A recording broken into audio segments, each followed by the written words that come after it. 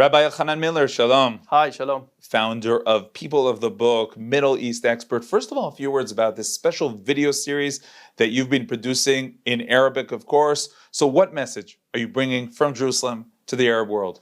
I started People of the Book 7 years ago when I was actually hired to teach Israelis about Islam and Palestinians about Judaism. The Israeli part was easy, but how do I teach the basics of Judaism to Palestinian Arabs living in Judea and Samaria? And that was a big challenge. And from the questions that I got there, which were very basic, what is a kippah? What is tefillin? What is kosher food? How does that relate to halal food? Those were the questions that inspired the series. And I said, if these are the questions that our neighbors near Efrat and Bethlehem are asking us, then there must be millions or hundreds of millions of Arabs with the same questions. And that's how the idea started. And I started producing cartoons about kosher food, prayer, clothing, fast days, etc.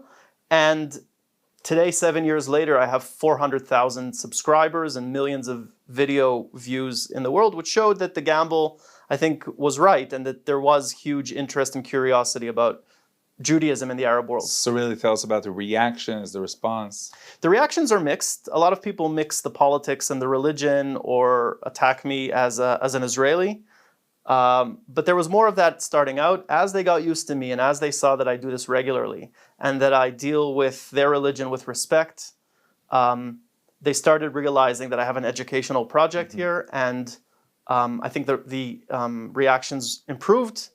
And today, with the exception, I would say, of the war, which set us back a little bit, overwhelmingly positive reactions. So you mentioned the war, and you're talking here about religion, and many people feel, and it's the truth, that it's a war also about religion.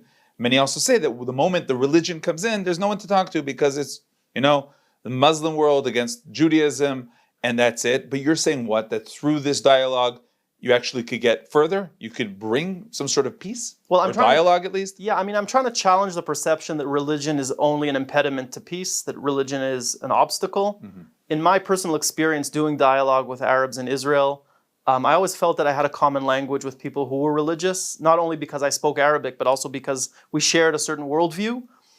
And I really believed always that trying to ignore or eliminate the religious aspect of the conflict, as if it doesn't exist, is what really blocked actually the possibility of resolving the conflict, because it was the elephant in the room that everybody just wanted to ignore.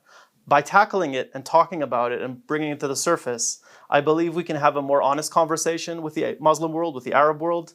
But beyond that, when I speak Arabic, I'm not just speaking to Muslims. I'm speaking to Christian Arabs, I'm speaking to Druze Arabs, to Yazidis, to Kurds, and to people who are Muslims but are secular or are migrants in Europe and in North America. So it's a really broad audience.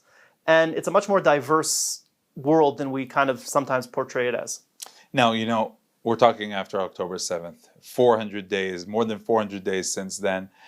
And, you were mentioning words like dialogue and peace and understanding one another. For many people, even those living near the Gaza Strip, many of them were considered leftists.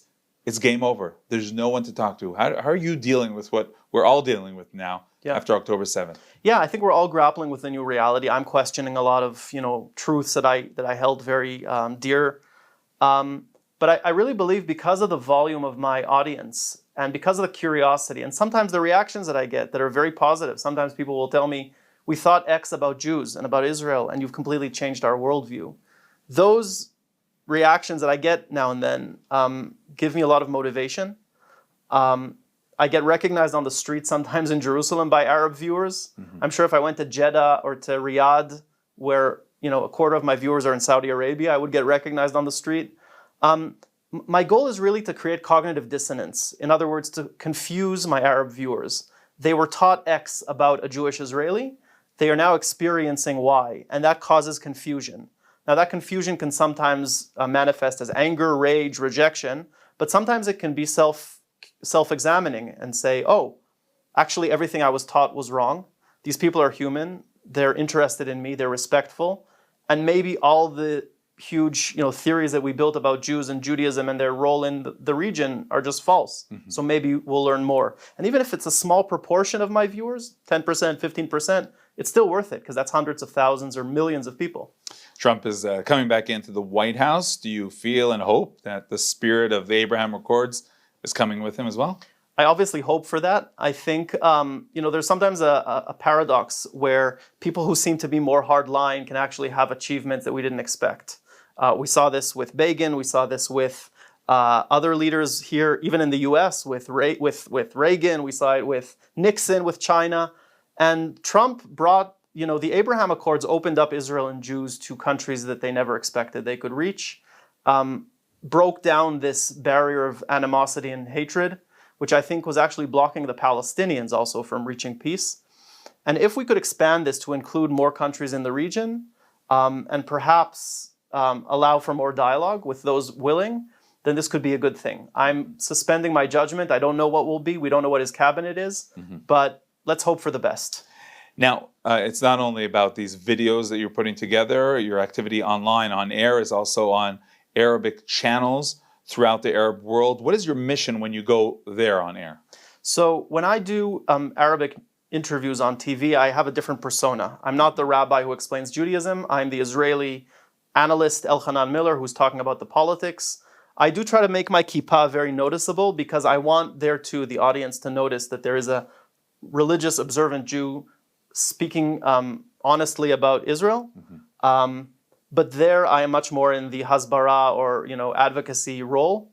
I try to explain Israel's policies. I don't always agree with everything the government says, and I'll be honest about that. Because also in the Arab world you can't go against your government's line. And I want to show my viewers, and this is maybe a more sophisticated form of hasbara, I want to show my viewers that you can be critical of your government and still not have consequences. That's the true meaning of democracy, of free speech, of free media, which most Arab countries don't have. So there it's an uphill battle.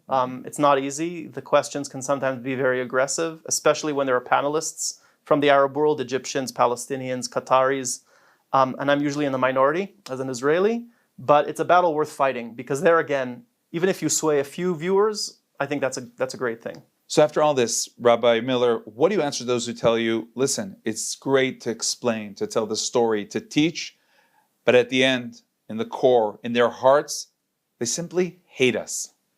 Well, I say that I'm trying to challenge that perception, that from my lived experience, I know that that's not always the case, even though sometimes it is.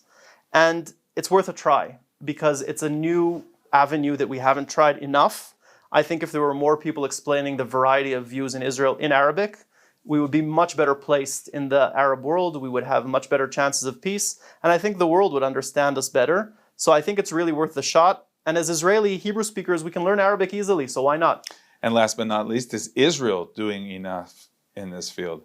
Israel could use many more civilian Arabic speakers because right now the face of Israeli advocacy or outreach to the Arab world is Avichai Edrei, who's a fantastic spokesman and a very talented officer, but he's a military officer, and military personnel can't be the ones explaining policy. They can talk about, tactical things on the ground.